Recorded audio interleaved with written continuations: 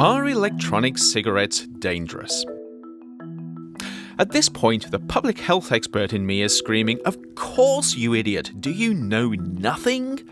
Certainly, there are very real fears that these sleek electronic tubes are hooking a new generation of kids on nicotine, and that this drug should not be considered safe and socially acceptable in any form.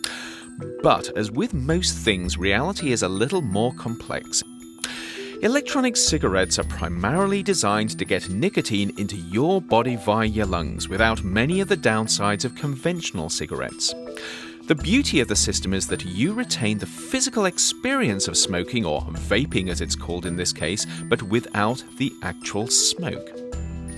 E-cigarettes use a liquid such as glycerin, into which ingredients like nicotine and even flavorings are dissolved.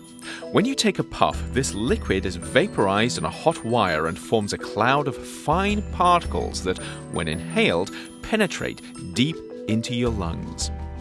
The good news for smokers is that electronic cigarettes don't produce many of the harmful compounds that burning tobacco does, and you get less harmful side stream smoke that regular cigarettes produce. So at first blush, e-cigarettes look like a great way to get your nicotine hit. They might even possibly help some people kick the smoking habit, although the jury is still out on that one. But vaping on an e-cigarette still means pumping your bloodstream full of a toxic substance. Nicotine is addictive, it's toxic at high doses, and it has a whole range of effects at lower doses that may not be good for you. But surprisingly, there's not much known about whether the occasional vape presents a significant risk.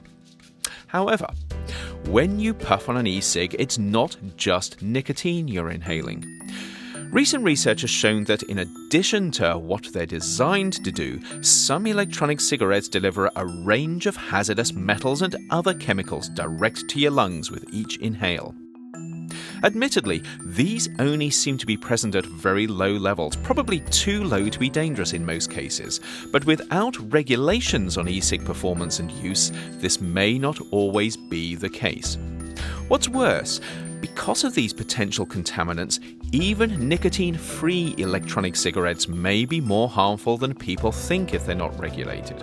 That said, there's no reason why the technology can't be developed to avoid unwanted contamination. The trouble is, while agencies like the US Food and Drug Administration can potentially regulate e-cigs on the basis of their nicotine content, it's not quite so clear how much jurisdiction they have over other substances that may be in your e-puff, whether they're intended to be there or not. If you have any thoughts on electronic cigarettes and their regulation, please join the conversation in the comments. And remember to check out the additional resources in the blurb below.